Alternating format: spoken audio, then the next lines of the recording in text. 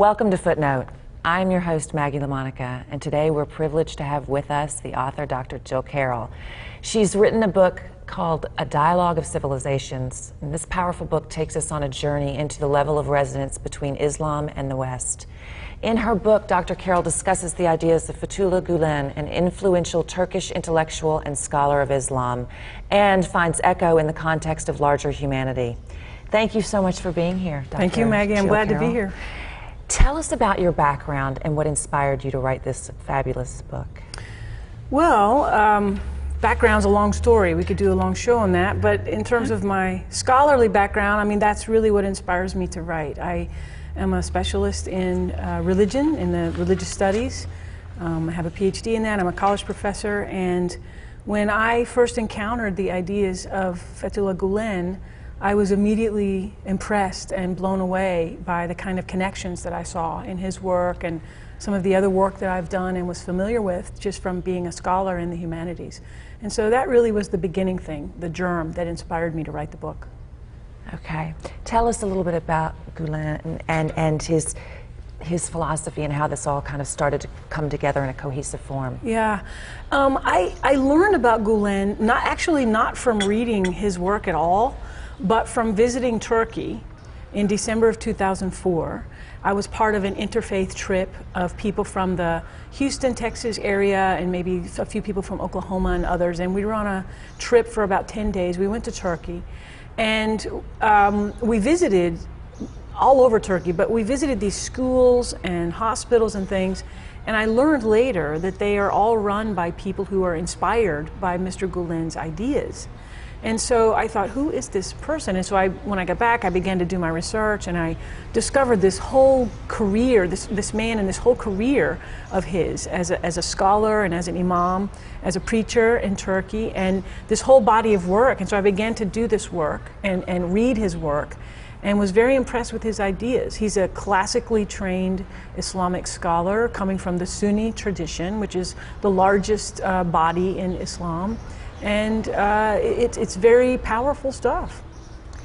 You met him. I did meet him. I was very fortunate and honored to meet him about a year ago. And you had a couple of interactions. I did, with him. yeah. It was actually it was September of 2006 when I met him, and he. The group I was with, a small group, we flew in and went to visit him, and he was very gracious with us. He stayed up late because our plane was late and it was storming, and it took us several hours longer to get to him than we thought. And he was very gracious and stayed up and waited for us to come so we could eat dinner together. And then we had a breakfast with him the next morning. And I was very honored to meet him. And when I did meet him, I knew I could feel that I was with someone very special. He has a very calming spirit, and he's funny. He's got a sense of humor, which is always nice. It reminded me of the Dalai Lama, because the Dalai Lama is a very calming, peaceful person, and he's also very funny.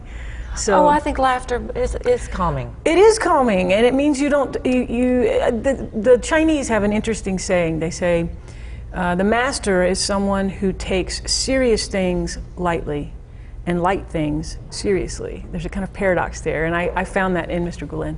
Yes, that's amazing. But I think it is true. Just because people are very educated doesn't mean they can't be funny. That's absolutely right. And just because it's a serious topic doesn't mean you have to be somber about it. Right. Why does this movement deserve so much attention, do you think? I think it deserves attention for a couple of reasons. For one, it is faith-inspired, but it's not faith-based. And what I mean, and that's an interesting thing. What I mean by that... What's the difference? Yeah. What I mean by that is that the people who are involved in it and who teach in the schools and work in the hospitals and do the various initiatives, all the different cultural and business and economic initiatives, they mostly are people of faith who are contributing themselves and their resources as a part of their faith. So it's faith-based for them, but it's faith-inspired by them, but it's not limited to people of faith. It's for everyone, and it's not about converting anyone to a particular faith. In this case, it's Islam.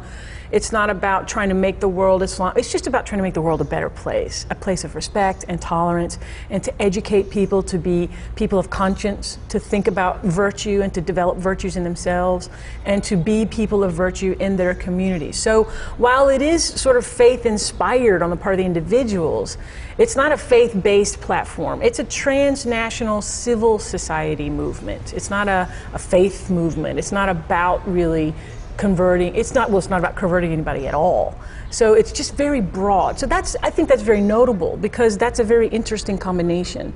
Second thing is that it's very large. Some estimates say there are something like 1,000 schools in operation right now throughout the world, actually. And Mr. Gulen has now inspired 3 generations of people in Turkey. So it's beginning to have critical mass now. And this is important, though, too, again, that part of the reason when you say faith-inspired, not faith-based, part of the big problem in the world today is that people say, well, if you're not doing what I'm doing, then you're wrong. That doesn't, we can all be different and still united on one front as far as humanity. Absolutely, That's because key. Exactly, it's central, because we can have connection because we have common concerns. We all have concerns about having a peaceful society so that we can live our lives and be happy.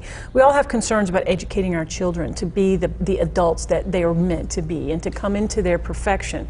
We all have ideas about how to make our society safe and productive and communal. These are common human concerns of people everywhere. Everywhere. Everywhere. No matter who you are, no matter where you're from. Exactly. You and I were talking earlier about we have some similarities in our past, but no matter what continent you're on, we all have the same, we all have feelings. That's right. We all want That's right. all want the same things.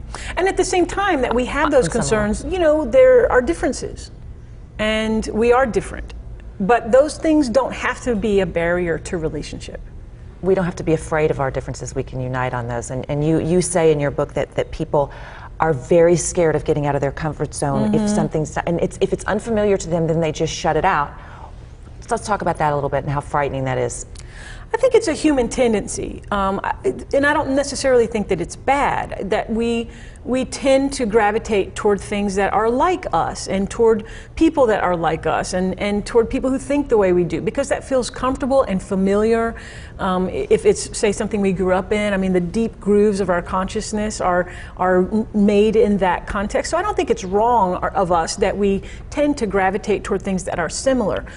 However, we don't live in a world where everyone's the same. We live in a world where everyone is different. We pray to different gods, we have different lifestyles, we have different worldviews about life and the world and reality and what we're supposed to do here and how we're supposed to be.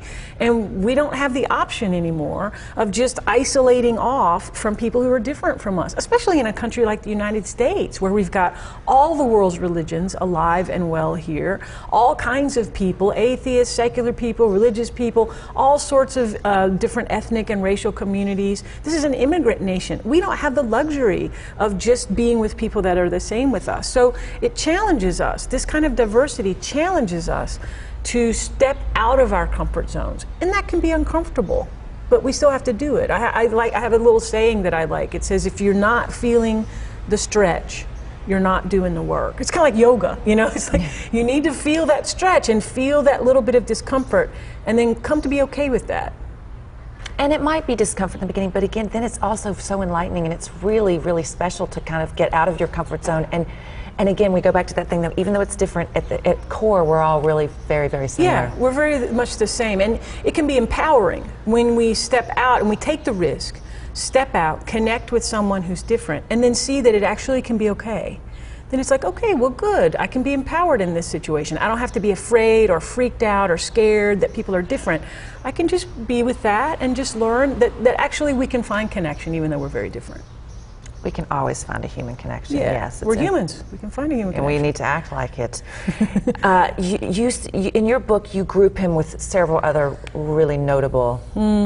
Big-time notables. Big-time notables. How'd you... go down that path? I put him with the greats because in my career as a college professor, I've taught these people for 20 years. The great people of world thought, not just the West, but world thought. Confucius from China, Plato, which is also Socrates, they're together there. Immanuel Kant, great Enlightenment philosopher, Jean Paul Sartre, French atheist existentialist, John Stuart Mill, British social theorist. And these are people, along with scads of others, that I've spent my career teaching in colleges and universities. And I love their ideas. I love philosophy. I love world philosophy, looking at how different philosophers from around the world and thinkers and scholars attack the questions that are central to what it means to be a human. You know, how did we get here? Who are we? What are we supposed to do now that we're here? How are we supposed to live? How do we deal with death? What are we supposed to give ourselves to? How do you define the good?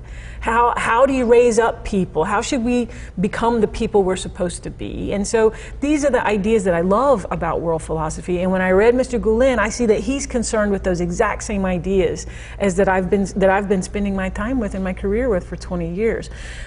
So some people say, well, are you saying that Gulen is as great as Plato? You know, I mean, these are the big names of world philosophy. And I said, well, I'm not saying that or not saying it. That's not really the point. I wanted to bring Islam into this conversation. And Mr. Gulen is such an eloquent spokesperson and scholar in Islam. I thought, well, let's use him and bring him into this world conversation. Yes, and it's not about comparing him to but he has a lot of the similar philosophies. That's, I think, the central theme is the point. Is that all these great thinkers, regardless of what the minimal issues, they all feel the same. Yeah, I mean, on certain issues, they are absolutely in connection with each other. Tell us about, there are 5 major themes, dialogue themes in your book, and you know, and we start with inherent human value. Let's talk about those and how you came to that. These themes are the ones that, you know, that Maggie, the thing about writing a book is that you get to write what you love because it's your book and you get to write it. And I picked these themes for a lot of reasons, one of which is that they're themes that I love. I'm obsessed with these themes. And so I picked them. But I also think that as a set of 5 themes, they hang together really powerfully. And so I start by putting Mr. Gulen and Immanuel Kant into a dialogue around this issue of inherent human dignity and moral worth. Because for myself, I think that if we are to have a workable world society that's good for people, that's good for everyone, where everyone can feel as safe as we can feel, then you have to begin with that commitment. The commitment that says every human being has inherent worth. Every human being. Not just beings that look like me or that think like me or are from the same part of the world as I am. Every human being has inherent moral worth. And to me that seems like a groundbreaking thing, like the basis of if we're going to have a peaceful society in a global sense. So I thought that was the most important thing to start with. And then that transitions to the next chapter, which is Mr. Gulen in conversation with British theorist John Stuart Mill on the notion of freedom.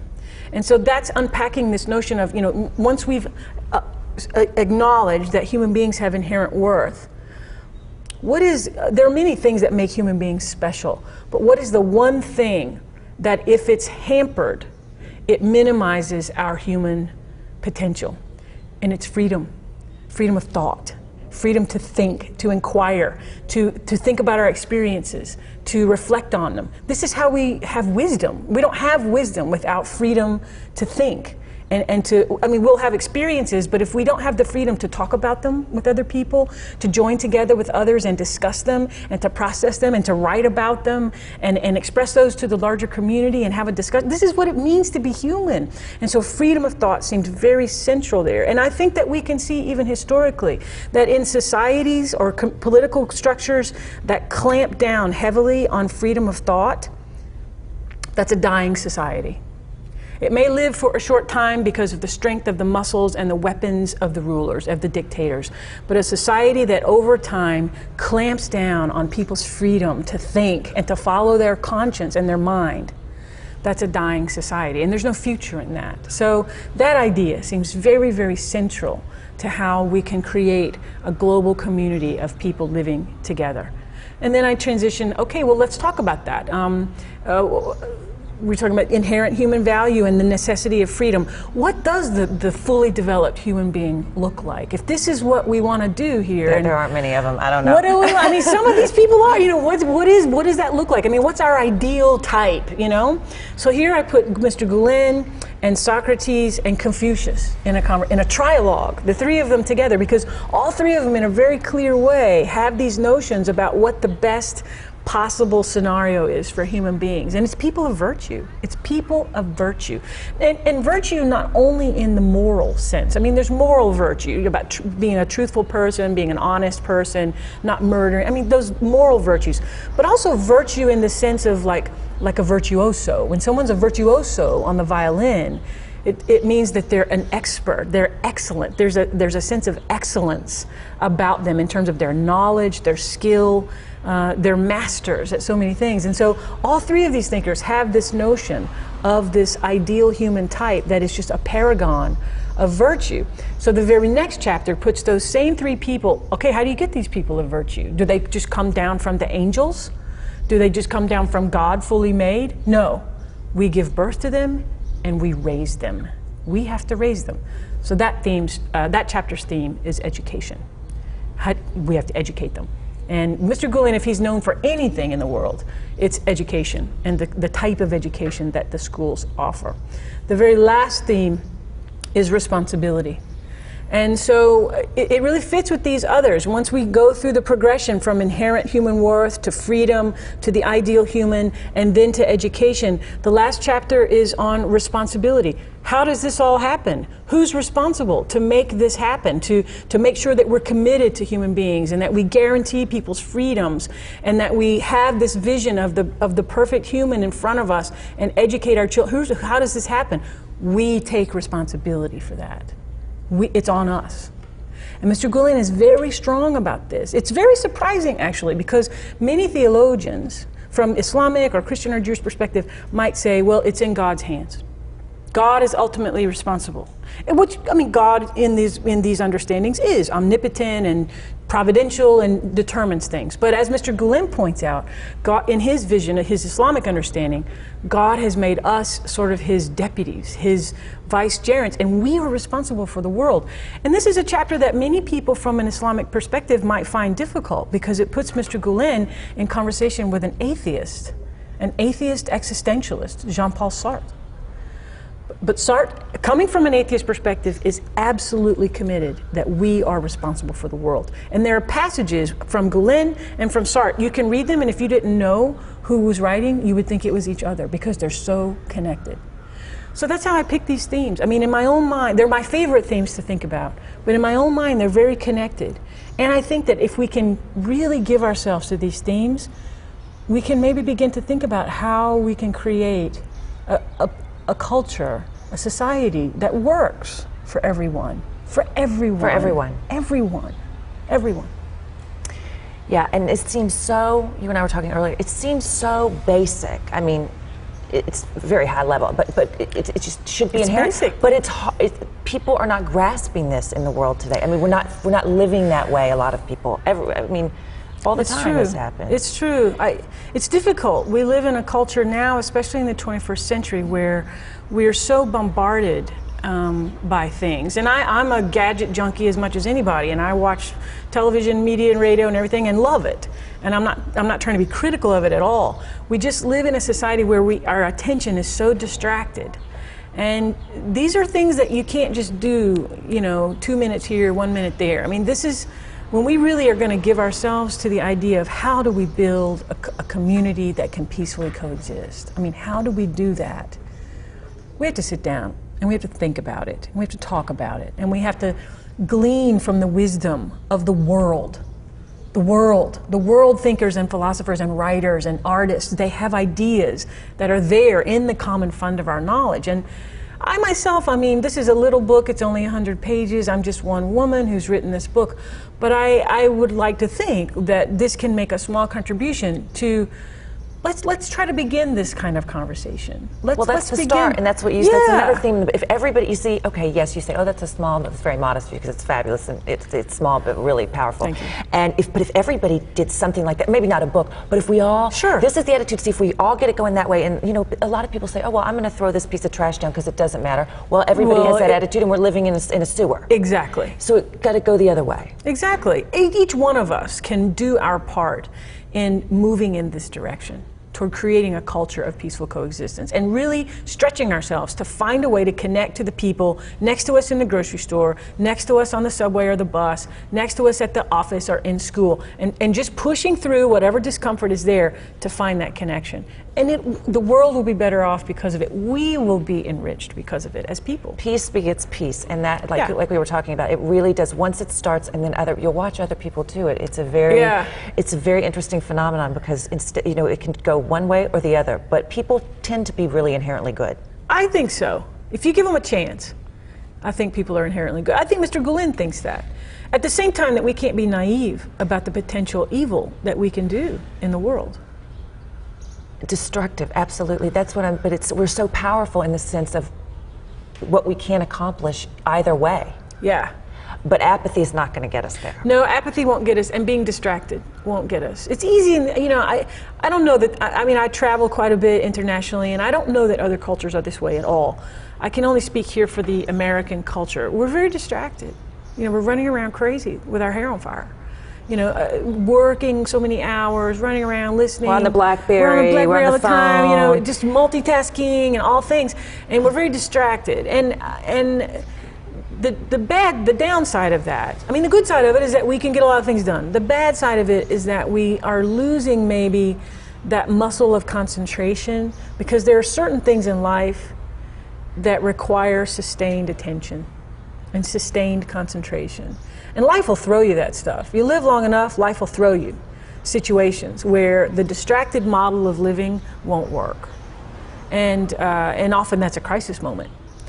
So this kind of conversation is something that has us, it demands that we just sort of set things aside and really sit down and think about things.